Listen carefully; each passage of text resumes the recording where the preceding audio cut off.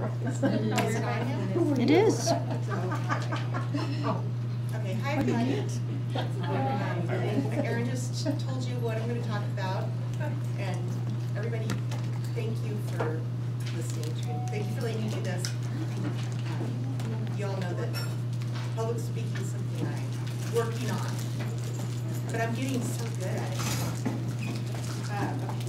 So, we're going to do the community overview as part of our requirement for being certified as coaches. And a lot of it's, the background, history, so it's a little bit dry, but that's okay. We'll go fast. So the objectives of this presentation are for you to understand the history and the role of the Pyramid Plus Center, the supports available for scale-up and sustainability in communities, where we are and where we are going in DPS and the community at large. Which maybe it'll be different than what I thought, based on what Erin said. The basic, and I added this last week, this was part of it. I just added this because I thought, you guys want to know what we've been doing, not just the history and background. Yes. So I wanted to just give you an idea of the, just basically what we're doing. There's so much information that we can't share it all, but I've got this table full of resources, and this stuff is all available for free at these two websites. Not the turtle. That's fine. But there's just tons and tons of parent handouts and teacher strategies and visuals strategies and social stories, renee. It's really, really great. So we first of all have to thank our Pyramid Plus funders, the Division of Child Care, Department of Human Services Division of Child Care, Division for Developmental Disabilities, Early Intervention Part C, Division of Behavioral Health, Division of Child Welfare, the Colorado Health Foundation, the Temple Buell Foundation, and Mile High United Way. Thanks to the funders, and then we have our local, which Denver and DPS supporters of this this project. So the Early Education Department is supporting us, the Mile High United Way funded part of our training, our Preschool Project, Denver Preschool Project, and the Denver Early Child Center. We're working on coordinating with all those agencies and programs. So the overall goal is to ensure the high fidelity implementation in early care and educational services of two national models. There's the pyramid model, and we're going to talk about that a lot. And then there's Special Quest. And it's so cool because Janine helped develop that. I'm so proud to have Janine here. I worked in it for a long time. As somebody who was very involved, because so if you want to know more about Special Quest, ask Janine. It's about it. But so it's kind of Pyramid Plus. The Pyramid Plus Center objectives: support state collaboration, interagency teams, provide training and technical assistance, establish rigorous evaluation systems. Pyramid Plus partners with early intervention, early childhood mental health consultants, the Colorado Coaching Consortium, Healthcare Colorado, and many others. There's 4 demonstration projects around Colorado. They're no longer certifying additional demonstration sites, but they may certify sites as pyramid sites if they have implemented Pyramid Plus with fidelity and can show that. And we have a couple in our area. There's a few in our area, and I think there's a slide that says what they are, but one of them is Denver Options. Creative Options, sorry. Creative Options on Yosemite. They're a Pyramid Plus demonstration site. And most of these sites are, they're pretty small, so they've been very, very successful. It was a little bit easier with a small, centralized community to implement this with fidelity. And these sites are open to the public, so you can go in and view these sites. Yeah, I haven't had a chance to do that, but I'd like to. And this is just the pyramid model. Everybody has a handout. And you've seen this. I know you've seen this thing a bunch of times. And basically, it's the original pyramid model, and the inspiration for the pyramid model comes from the public health model of promotion, prevention, and intervention. And similar to the public health model, we describe the need for universal, secondary, and tertiary interventions. So the yellow at the bottom is the foundation, and that's the systems and the policies necessary to ensure the workforce is able to adopt and sustain these evidence-based practices. So number one, most important thing is having the support of your leadership and of your administration. Otherwise, there's no foundation and the pyramid will fall down. The blue tier is universal supports for all children with nurturing and responsive relationships in high-quality environments. The green tier is prevention, which represents practices that are targeted social emotional strategies to prevent problems. And then the red tier is individualized interventions to the very small number of children who have persistent challenges and aren't going to respond to the universal practices. And you probably, this is really similar to response to intervention. So this should look really familiar to everybody. So the pyramid model uses evidence-based teaching practices and intervention approaches to promote children's social and emotional development. And it's supported at the foundation with an effective workforce. And it says their systems and policies promote and sustain the use of the evidence-based practices. So we go to the next one. Oh, this is more interesting. So why do we need this? Well, there's a lot of data showing that nationally, higher education faculty don't feel like their students are being trained to work with children with persistently challenging behavior. And we kind of noticed that even in some of the very best teachers in DPS, like Mariah and Molly.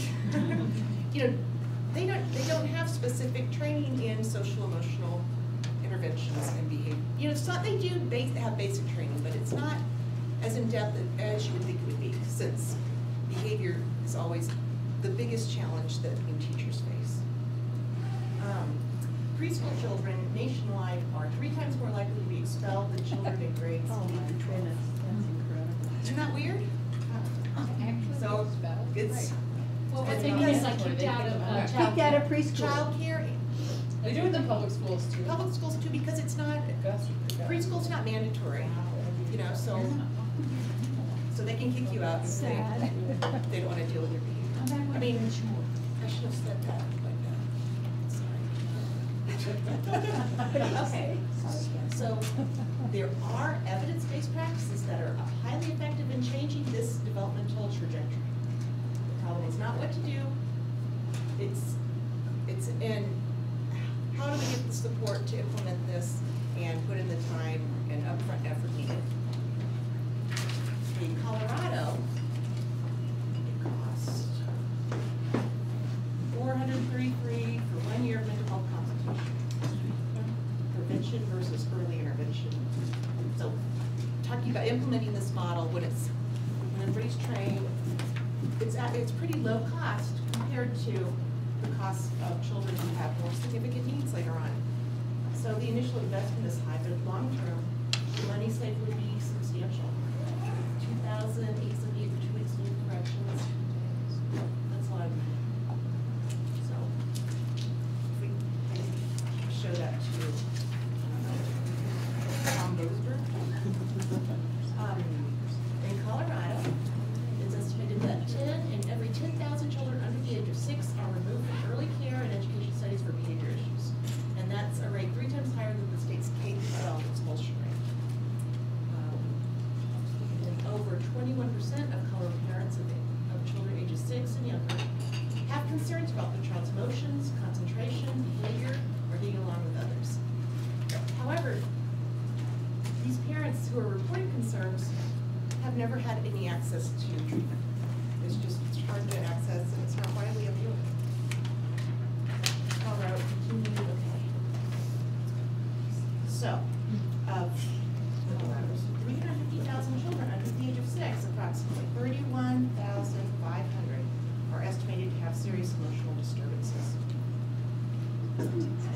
disabilities. 4,000, so out of 31,500, only 4,000 are receiving any kind of help. So 10% and 10%, so really Right. 1% are receiving the services. Basically, around 1%, which is very low. So, that's where I got this from. I don't know, they were kind of surprising to me. And this is children, children with disabilities. This is important, because children with disabilities are 4 to 5 times more likely to have social emotional delays than children without disabilities. And early and persistent difficulties in social emotional development tend to be long-lasting, require more intensive services and resources over time. And I know I feel like I'm preaching to the choir here. Everybody here knows this. And you're for early intervention. But we've seen our referrals double, at least double in the last few years. And there's been a huge increase in the number of referrals from Part C to B and Rocky Mountain Community Services and in the community. So these are, so we have higher numbers that we're serving in DPS. And I know that those kids were there before, but now we have the chance to see them early and really intervene, because, early intervention is what? Is effective. Sorry. Okay. And I just put that quote there because it just kind of, summarizes the need, and it's based on this article over here. If you want to look at it, I don't want to copy everything, but it's an article that just kind of a bunch of important people in early childhood got together and did research on all the, on all the things that were going on, and the outcomes. Just they kind of pulled together all the researches into a summary, and that's what they found. What's the name What's the name of the article? Okay, it's called Prevention and Intervention with Young Children's Challenging Behavior, Perspectives Regarding Current Knowledge. It's fine. In case people want to write it down. Well, I'm going to put it on the table there. Or we can scan your copy. Yeah, I can scan you a copy if you're interested, because I also didn't make copies of the tower. If you want one, I can send it to you. Makes sense. So, in the long run, social behavior competence in young children predicts their academic performance in first grade over and above their cognitive skills and family backgrounds.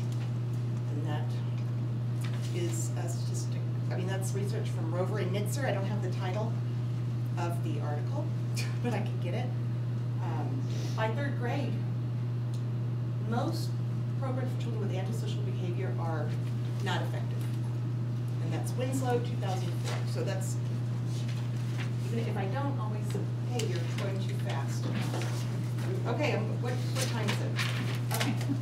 Here's some more DPS statistics. I didn't get it specific for preschool, but it says a lot, because we're talking about, early intervention will prevent this from happening in high school. So, so we've got a lot of children in poverty, and children in poverty are 30% more likely to have social emotional issues. Last year in DPS, 14,000 children were suspended. There were 2,000 dropouts reported, which is almost double the state average. And the on-time graduation rate was only 58.8%.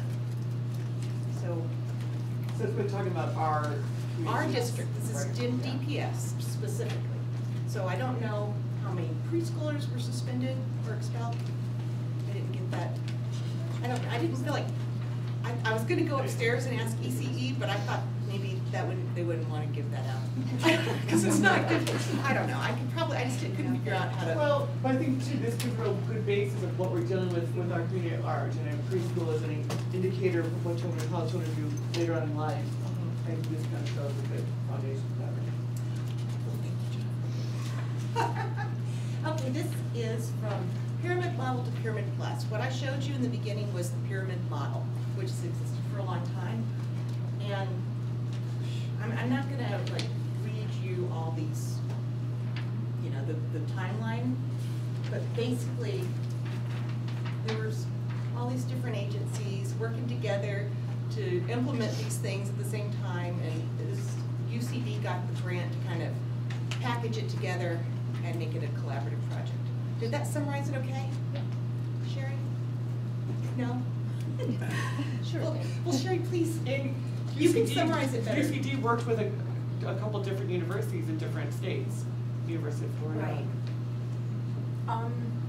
I mean, I think if you look at it, the Head Start and Child Care Bureaus funded CEFL and they funded Taxi, which are the two websites that you'll go to in order to find all the information and all of the things that they have so nicely laid out on the table.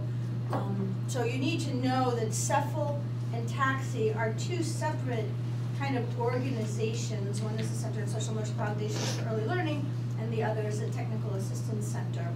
In 2005, Colorado was selected as a CEFL pyramid model state, and the pyramid model is then a third model. So you have CEFL, you have Taxi, you have the pyramid model, and the pyramid model partnership was formed. And the pyramid model partnership and CDE trained a lot of people in the pyramid model, and you'll hear the pyramid model being thrown around the district, and there were extensive trainings for the pyramid model. And then in 2008, Colorado was selected as a Special Quest state. Special Quest was designed to help, it was a state team to help trainers to build network of programs and communities, but it was all based on inclusion. So Special Quest was based on inclusion, and what happened was they took this pyramid model, they added Special Quest, the inclusion piece, and the inclusion piece is what makes the plus. So Pyramid Plus is really CEFL, Taxi, Special Quest, Pyramid Model, all combined together. Wow. It's a plus. It's very confusing, and it started with grants from different states and how these people all got together. But what you really need to know is that CEFL and Taxi, because you're going to go on CEFL website, Taxi website, Pyramid Plus website, you're going to watch Special Quest videos. It's all part of the Pyramid Plus model. They just integrated it all and consolidated it. Is inclusion. Plus is inclusion. It kind of brings it all together. Oh, thank you. So people that are just trained on the pyramid model are not necessarily Pyramid Plus trained. Right. Okay? Because they didn't have that inclusion piece, but they have a good basis of what's in the model. And I think that there's a slide that explains the pyramid model and the pyramid plus. And there's also, I'm not sure if just the pyramid model, you don't have to have certification to implement the pyramid model. So there's not the intensive, there's not the support and the checking the fidelity and the database. Do you know what I mean? It's not as, they don't have the consistency, and it's not as rigorous without the certification. Most people. And then that goes on to, More, there's some more stuff. So then there's also the Pyramid Plus Center. And the Pyramid Plus Center is the group of people here that got together to create these trainings and all of that stuff for the Pyramid Plus model. So you guys being trained by the Pyramid Plus Center? Go to the next one. No, go to the next one. Okay, this is what we're doing in our DPS community. Yes, Will you approve us? You are. The 14 people who have been trained in the, They went to the 6-day training The 6-day provided training. by the Pyramid Plus. yes, by Pyramid, we've been trained by the Pyramid Plus Center. So we've been right. So we've been trained in the 18 sessions of Pyramid Plus by a certified trainer. Our certified trainers happen to be the people who are the Pyramid Plus Center. But we were trained by certified trainers, so you have to have a certified training to start. And it goes on to this later in the slides too. So right now this is where we are in DPS, but maybe it'll be more than this, depending on what. And so two are in the process. As me and Renee and myself are becoming certified coaches. Sherry's becoming a certified trainer. Only 2 classrooms are using this? Well, two classrooms, so the process to become a certified coach takes a year plus. So the reason a lot of classrooms are using it. The reason only 2 classrooms are being officially coached throughout the year is because you have 2 people who are going through coaching to become certified coaches. But it's a very intensive coaching process. I mean, it involves a lot of time each week to coach a classroom. So in order to do it to fidelity across the district, we would have to have a team of 50 coaches, full time. So there's, Do you know what I there's a mean? lot of data that there's, you know, if you're scaling up Pyramid Plus, it can be very successful, but we've got to have continued support for leadership because it's a huge process and it can take, you know, to implement with fidelity, it can take years, like 5 to 6 years. Right, to get it up and running. So But it's not a quick fix. But the other thing that's very important about this model is that all of the strategies, all of the materials that have been put together by all these agencies, they're all research-based. And they've been shown to be effective. So you don't have to be officially coached in an implementation site to be able to apply these strategies in the classroom. I mean, you can use them any time and find them to be very effective. We're talking about like programming, you know, full, intensive, clean programming, but a lot of this is useful. And I'd love to have time to present on the topics that are included, but we have to do this for our training, so. And part of what, So I have to. I'll share too, and part of what we're doing with our coachees is we're actually doing our PDU on our own too. So we're writing everything up, which we're gonna present next Tuesday. So if anyone's interested in what we are doing over the year, we're going to summarize our PDU our coaching experience with our coachees next Tuesday at the PDU training. But like I said, Renee and I both brought our books on how, of all the information that we need to file and the assessments and the videotaping we need to do to be coaches. So, That's pyramid set our values. So, you can, if you can see what the Pyramid Plus set our values are. And they are similar to I think they're similar to our team values because, you know, for past discussion, it really complements our mission. We want all children to go to preschool and all children to get early intervention and all children to get the supports they need, that they don't need to go to special ed to get help, you know? We want to meet everybody's needs in an inclusive environment and it fits with our district's response to intervention approach. I mean, you shouldn't have to have a disability to be taught the way you need to learn. Does that make sense? So, and that is what they value as well. So they're using evidence-based practices. That's all it is. It's all evidence-based practices compiled into one, and it's informed by research, characteristics, and consequences of environmental variables that are empirically established and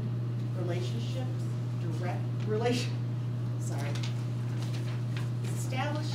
What? It directly informs what a practitioner can do to produce a desired outcome. That's in the notes that they wanted us to report to you, so that's why it's. Okay. So the pivotal concepts, when you talk about the pivotal concepts, what you're really looking at is a tiered approach, and we talk about tier 1, tier 2, tier 3, we talk about the pyramid model, the universal level, right, the secondary level, and then the individual interventions. So a pivotal concept about this whole model is that it follows and promotes that tiered approach. There are universal interventions or things that need to be in place in secondary and triple dairy. It's also based on evidence-based practice. There's an idea about teaching and using these interventions to fidelity. The idea is that we teach you how to use them, and then you can implement them in a manner that's consistent across children, across classrooms, to fidelity. And then as they're intended, and then the whole idea is that Pyramid Plus Center is looking for a scale-up. Yes. The idea is that they don't just want it to be in this one classroom. They would like the whole Denver, the whole Colorado early childhood community to be using this model and this approach. And so they're very invested in the scale up of it all. Sherry's a much more interesting public speaker than I am, but I have to do it, so you have to. No, I know, I just need to do one more. and I'm Give you my presentation. Right, and then You the can other help part me. is sustainability, is that their whole idea is that not only do they front load, but can they front load in a way that communities can sustain? Perfect. Okay, Next. well, dang, you said that so much better. Okay, just skip over evidence-based practices and fidelity, just go. Okay, there's the tiered approach, we already talked about it. Okay, go to pyramid plus approach. So, what they're saying is their universal approach to the whole community, to the world at large, is providing all of this technical assistance, webinars, I mean, and all this free information that's available to everybody. I mean, like it's our Child Find goal to do the developmental screenings on everybody as a kind of a universal strategy, or their tier one, that would be kind of be our tier one. Their tier one is making research-based practices free and accessible to the community. Anyone want to provide line information? But the actual trainings are not free. That's the information is free. But they have trainings and webinars online that are really good too. So we were talking about the difference between Pyramid Plus, the Pyramid Modules, and the Pyramid Plus approach.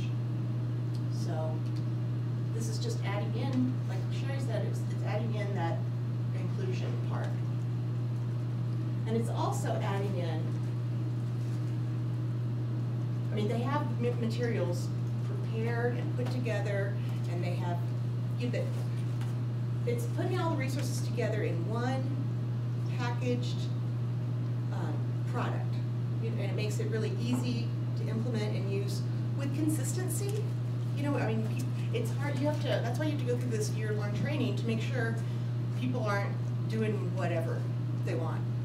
You know, you have to do everything a certain way to reach fidelity.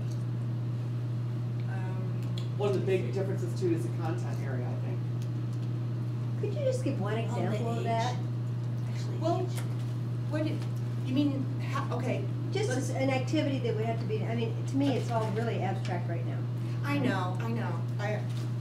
Okay, can we go, let's talk about, if you don't mind holding that for Okay. 1 second, I am gonna get to a specific Okay, example. that's all I need. I just have to get through this stuff. Yeah. Not a problem. Okay. And Renee actually did a really good job of adding some stuff in more of what we're actually doing. I think it beats up. Yeah, this, okay, so pyramid plus approach, which slide are we on, 27? Yeah, you're on the right one. Yeah. Your page is the right.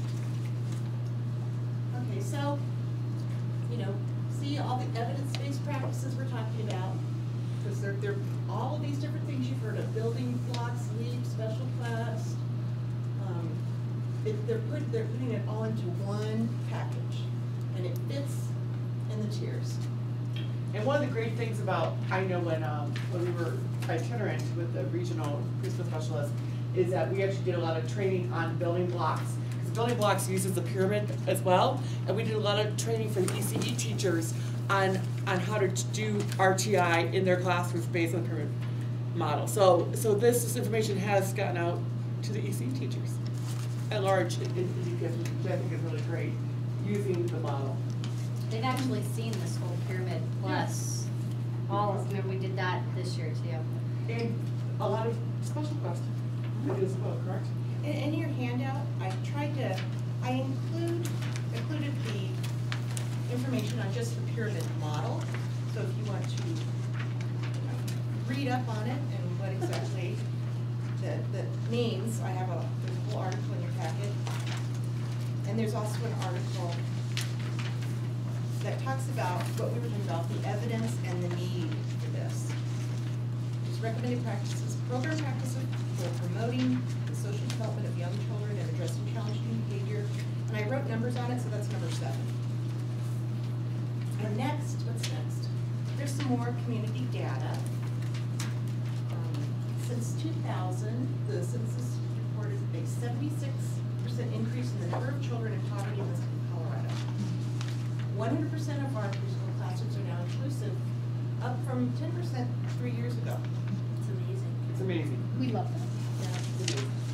Thank you, Erin. 2010 and Yeah, 2012. put it on paper, right?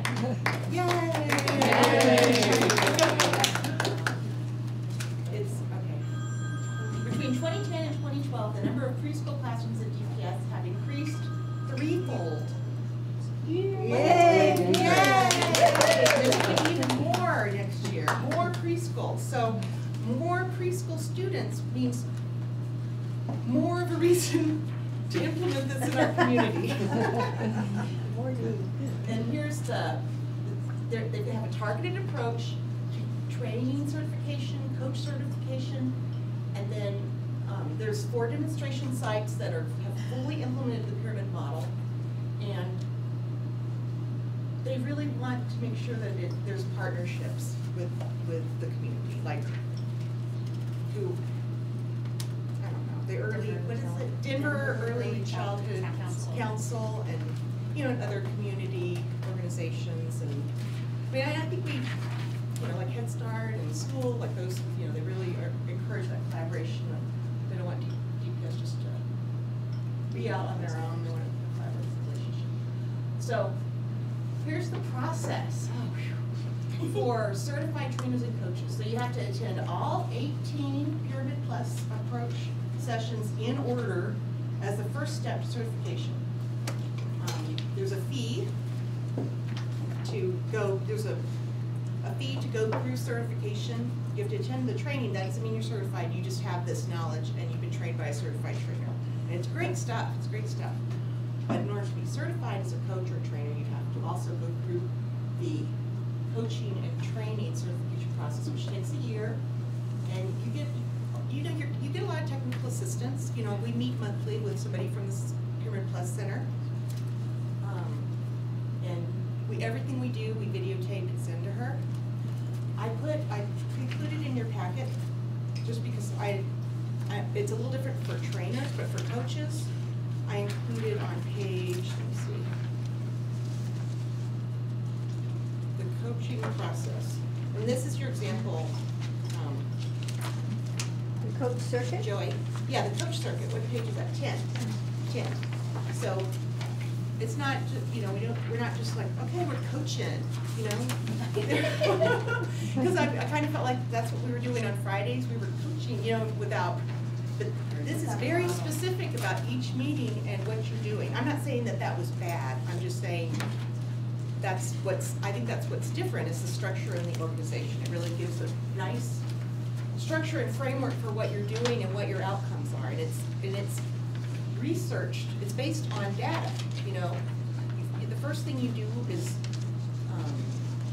the TPOT, which I forgot what it meant, but I forgot what the acronym for TPOT was, but you're measuring the effectiveness of the classroom and how they use social emotional strategies. Do you know what TPOT is? No, teacher. Now we're on video, all of us not knowing what TPOT stands for.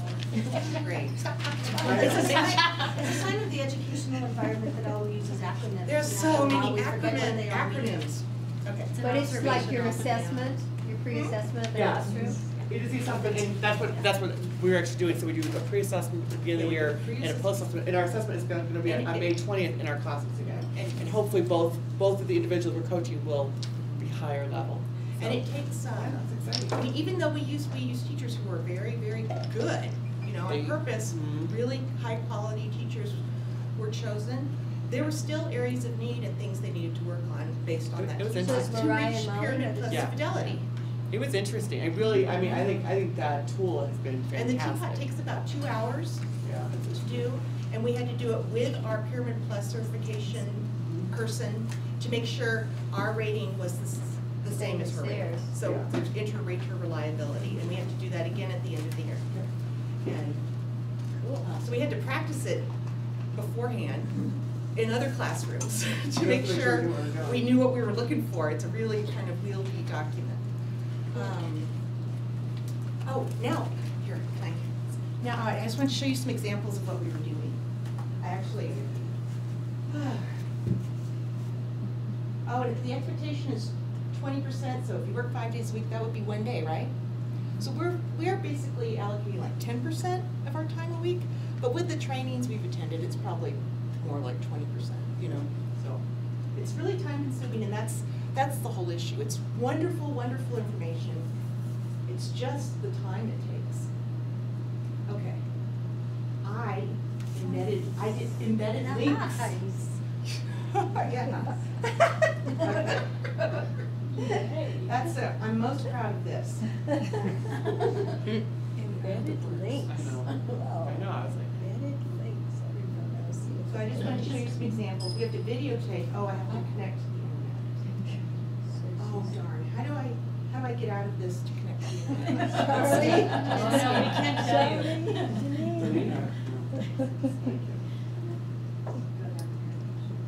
It is, it's just very weak. Yes, here, but it's not very good, it's right. Do you have it on your laptop? So it popped up in that code.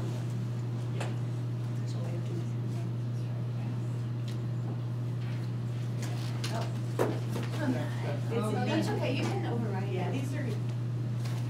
So one thing that we had to do, or I had to do, was that because the videos that we've been taking are so big, you can't just upload them and send them to, because our coach is up in Breckenridge, so we each had to get YouTube accounts and post them to YouTube.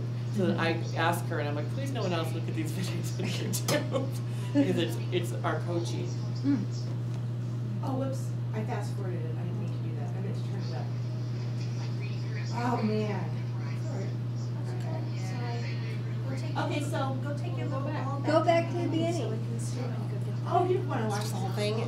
It's like 28 minutes long. Every video is really This long. is the behavior rehearsal and the modeling. So I'm practicing with Mariah and her staff this strategy she's going to implement, which is individually reinforcing visual rules using, classroom rules using visual rules, little ones.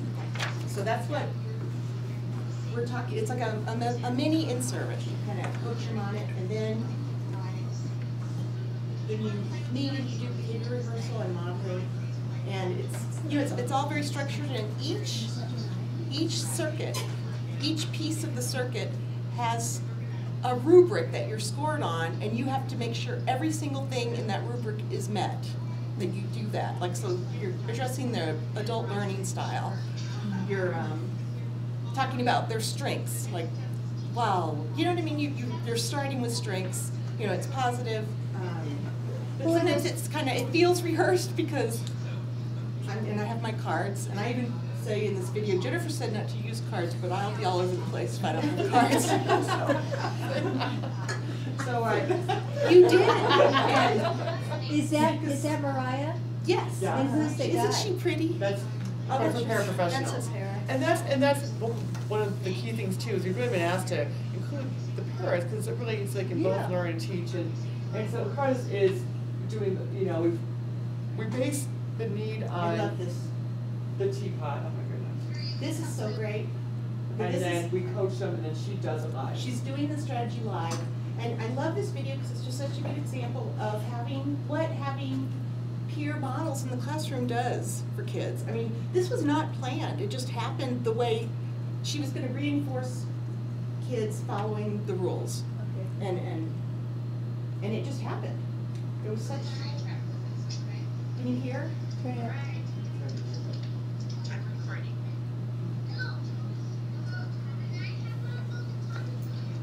See that typical, these two kids are pretty severe, pretty delayed. And he just came up, can I have one of those? And just used his words to ask.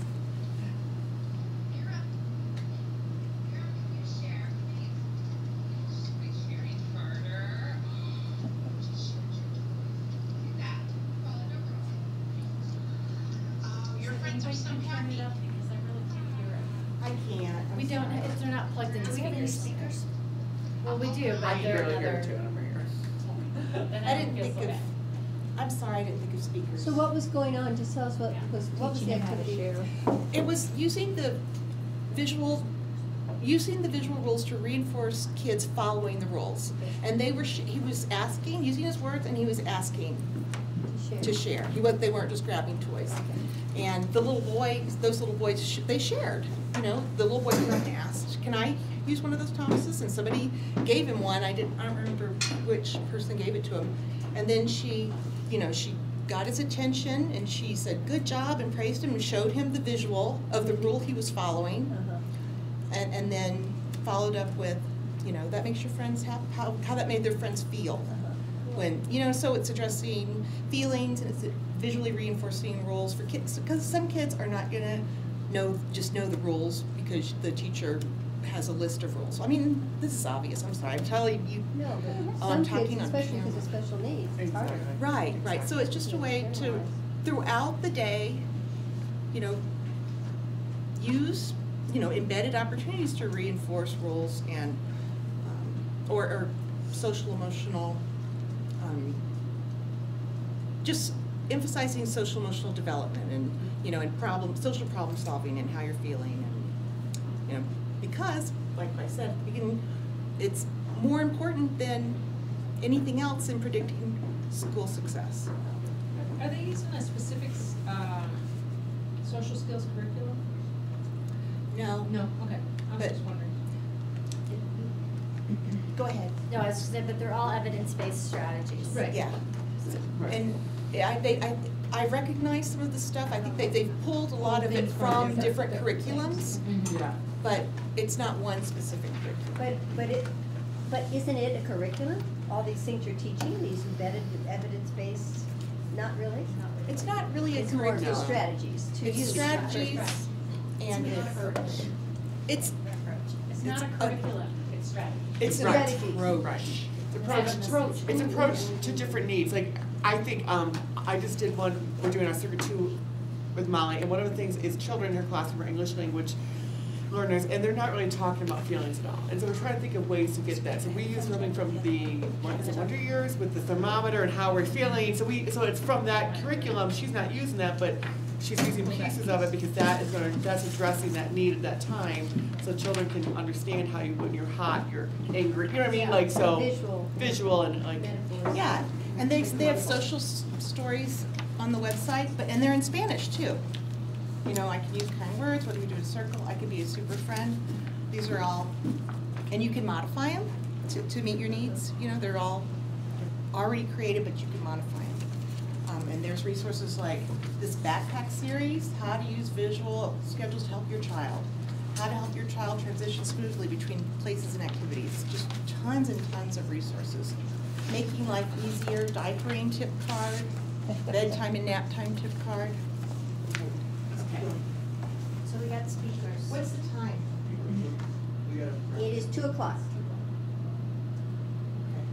Here's Molly, I think Circuit 1 live, she said, no. I look for all these different videos that we don't go through all the videos with you guys. This is one of them. Is this the live coaching? Yeah, this is live coaching. Because the videos of us going over each circuit, they're kind of boring. Where'd it happen?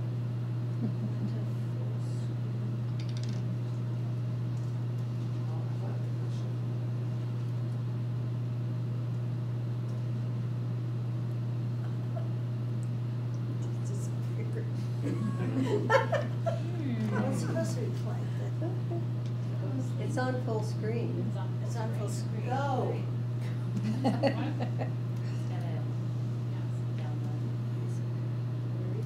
If anyone is interested, we've all the videos on our computer. If you're interested, we'll have You to just put the speaker. share, or they're on YouTube. I think it's not I don't think it didn't load, The that's link not a. didn't, yeah. Yeah. The link didn't work. It didn't load.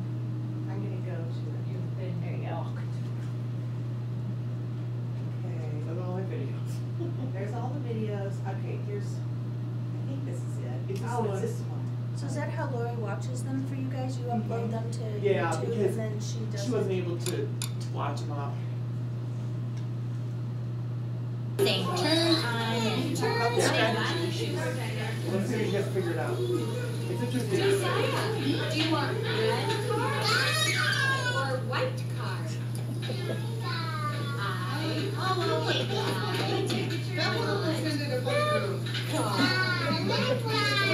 Isn't it nice to see what great teachers? Now watch this. Watch this little boy. Hi, Jeremiah, are you looking for Jeremiah, you're okay. You're gonna take out toys. You can see. You're gonna take out toys. You're gonna play. And put away when you're all done. Okay? Okay. So that's interesting. I just happened to have it on. I was like, this is great. Because what we had been working on at Circuit 1 was more of her zoning. The children were not taking full responsibility for they were jumping center to center to center to center to center. So I did with her, we worked a lot about doing take out, play, put away. And she did a whole lesson before that on those were the 3 strategies. So when this child came up, she's like, remember, don't forget, and just kind of had those visuals. And all the teachers in the classroom all had these little visuals, like these little things around their neck that I gave them, like, just remind them, like, to, you know, take out, put away, because they put it out and run to the center. And, I mean, like I said, her skill level is so high that zoning, that made it more possible that, you know, you didn't need 8 teachers, you could have 2 teachers, because the kids knew the expectations. So it's a little higher level, but Molly just reinforcing that. It was like, it really was spontaneous. I'm like, oh, this is perfect, Molly. You know, she knew, like, when the kid was going to change center time, just to remind them. That was her role at that place. Is this the one, there was one video where the paraprofessional in the classroom was also, It's right here. okay. And I just thought it was nice, I don't. So that means the teacher is great. Okay, look, see this is your plan with them, right? Because those were actually by When you the work center, right. what do we do? Put them away, okay? Right? Good job.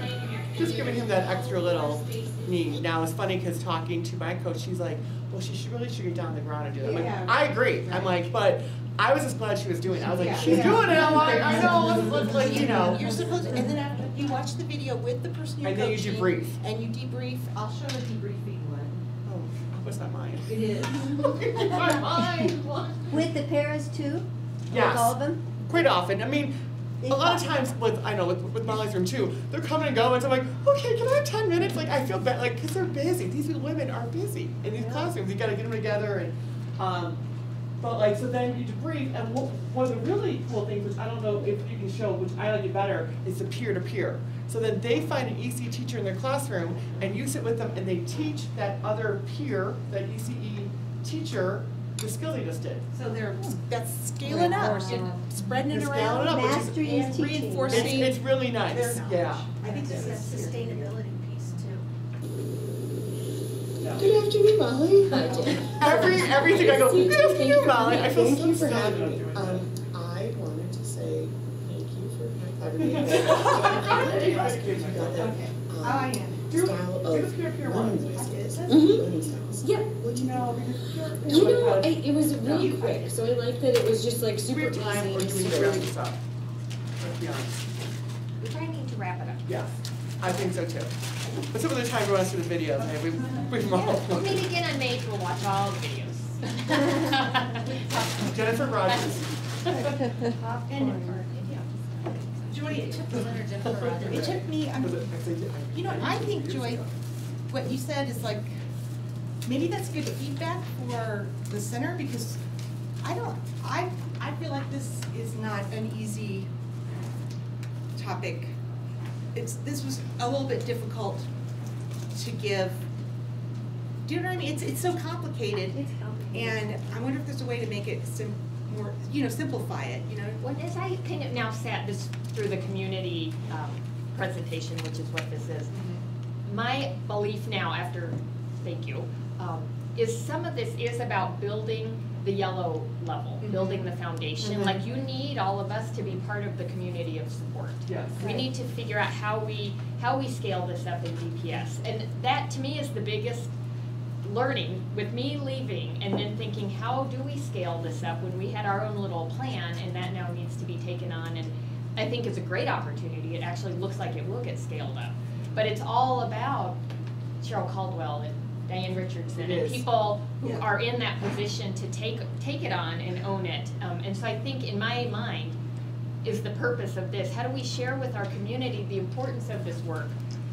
The data that's showing the improvement of the social emotional development of kids and getting buy-in at that community level at that yellow. So I think this probably is a task on that yellow level, would be my guess now that I've seen what it is.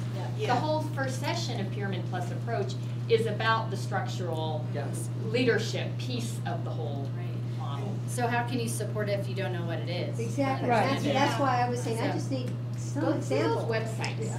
And it took me a while to get it, and I still probably, I shouldn't be saying this on videotape, but I probably, but I still have trouble verbalizing it. I can't do it as well as Sherry does, but, because it's so complicated, how it all came together. But I have to get through it, or I won't be certified. It's that tiered problem solving. So it's not a scope and sequenced curriculum. Yeah. It's a set of tools for problem solving individual kids at different levels of Individual need. classrooms. Right, So it's so really flexible, it's really totally. how do I set why it's rituals not a and routines curriculum. for my whole classroom? Oh, there's resources there in that blue zone. I've got this group of kids who never clean up from the center rotation. How do I target that for those Which kids? is I've got a another kid who's hitting kids on the So playground. those The guy kind kicked of out a examples Montessori. at the beginning. What do I do about that? And the teapot that you do to collect the data, Targets us. each area, it correlates with a tier or a section in the Pyramid Plus model approach. So you could get your strategies, when you identify what an area of need is on the teapot, then you can collect information using, the resources on the website, because they're presented in, they correlate to what the needs are. The interventions correlate to the need identified on the teapot. The teapot is evaluating the teachers, Right, Yeah, right? so- You guys got that, not an individual student of what Right. their needs Yes. is, it's what It's the the whole teacher needs to teachers. get. And the environment, And the environment. Could you set up. add this, are we doing a response to intervention or the pyramid with the preschoolers? So I always thought when I heard about this, that this was part of the RTI. Now, why can't you just present them both at the same time and do the trainings? I will email all of you the response and recognition guidelines that preschool team has developed in DPS. I think we've talked about it before, and it's a complete overlay between the pyramid model and the building blocks, which is also embedded in the pyramid model.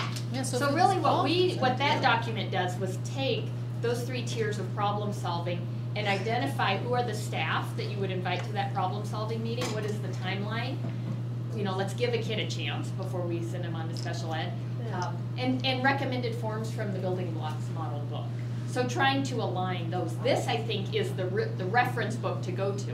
Okay, we're sitting here problem solving. Jose, who's really struggling out on the playground or during transitions coming in from the playground, let's go to the Cephal or the taxi website and see what they have there. What could I use?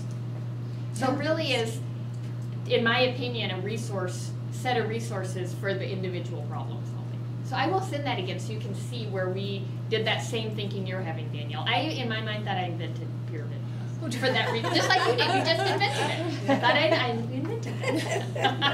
But it also All aligns working very together. nicely because they talk about the embedded learning opportunities, which is part of the pyramid model.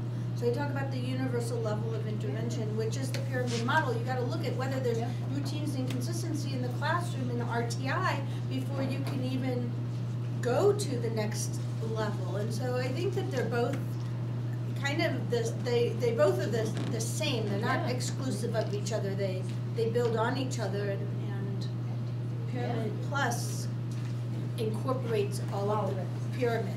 So And before we hand out our training evaluations, we can go over a few more slides, right, Renee? This is just the implementation communities that are Grand County, Summit County, Gunnison, and La Plata. And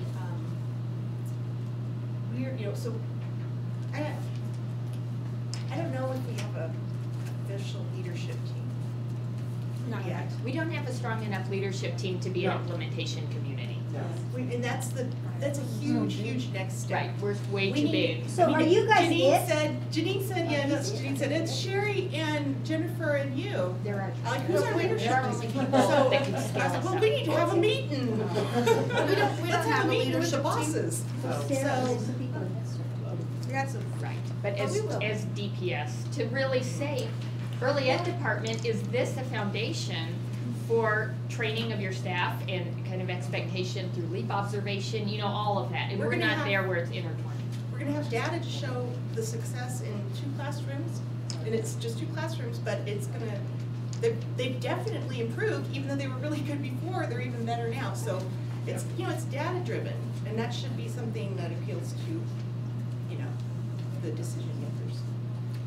So then go, TA Okay. approach. So, the Pyramid Plus Center's TA approach, so when, you know, when you're going through certification,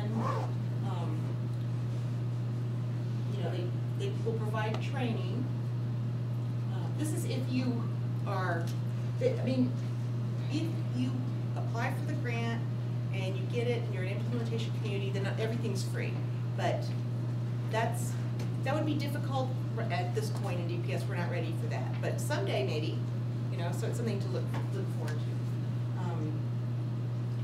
And the launch around coaching, those Yeah. being local. Capacity for certified, they emphasize certified because certified will ensure fidelity, which is, you know, people practicing it in a similar way, you know, to get the research-based results. You know, you can't just do, well, I'm gonna take this part and leave that out, because then it's not research-based anymore. So, this Pyramid Plus State Policy Team, there's their vision. All early childhood settings support the social and emotional development and inclusion of all children birth through 5.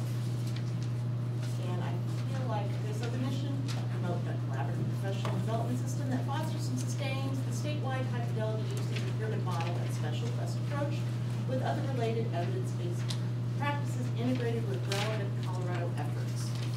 Okay? And those are the state team representative agencies.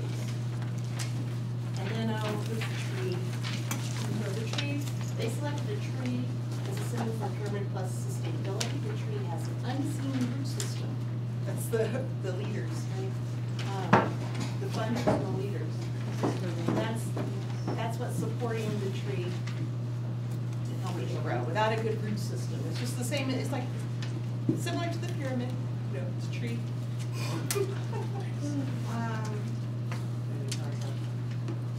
And the contacts. There's the Pyramid Plus. Contact here in Denver, and then we have our contacts listed last. And contact Sherry if you want to talk about the background and history of the Pyramid Plus approach, but contact me if you want to talk about the strategies. I think that's interesting. Contact the Pyramid Center to talk And about Sherry their, is filling out is handing out our, the evaluation. So under the top of thank it, you. Thank you, Renee, you did an excellent job today. it's Renee. I would just put Renee's, Renee's name because it's her presentation, It's even my though we're official. supporting. What's the name And of the then the workshop? name of the workshop is the Pyramid Plus Community Approach. overview. Community Overview. I have no idea. PPA Community Overview. And I know